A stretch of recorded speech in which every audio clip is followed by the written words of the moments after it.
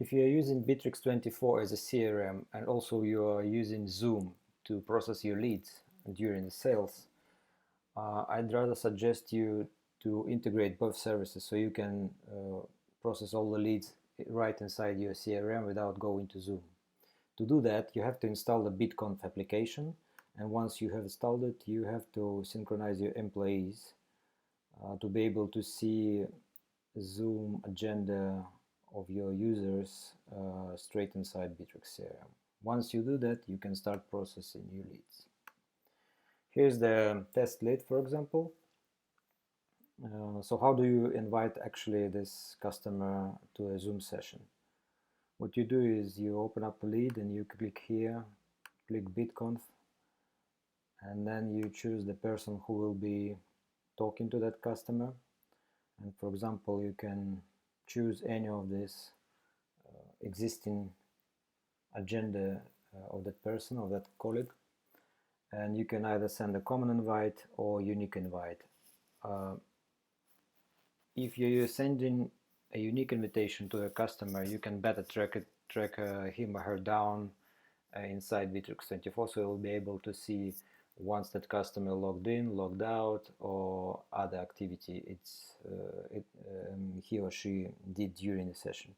So let's take, for example, any of this and send him or her a unique invite. Here it goes. Wait for a couple of seconds. You can see here it's being added the comment, so it contains both links. This is a common link. You can use it also, but if you send a unique invitation, you will better track down the activity of that exactly customer. So here's the link. You have to send it now to your customer. If you have your email sending being integrated already in Bitrix24 or SMS provider or any other messenger, so what you do is you just copy that link and then, for example, send it as an email to your customer.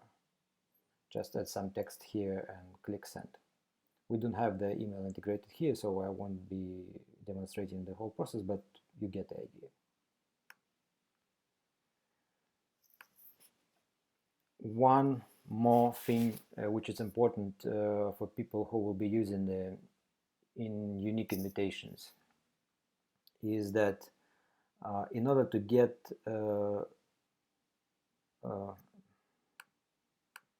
enabled sending unique invitations, like here, for example, you can see this. It says that you have to check the settings of this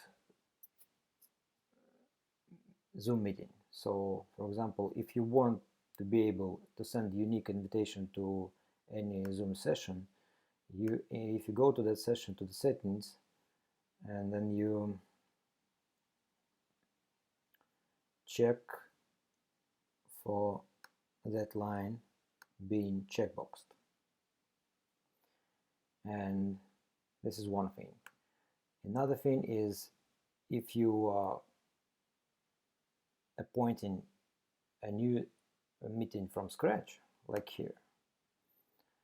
So you have to make sure this is the same option as in Zoom, but here it's called request invitee to register.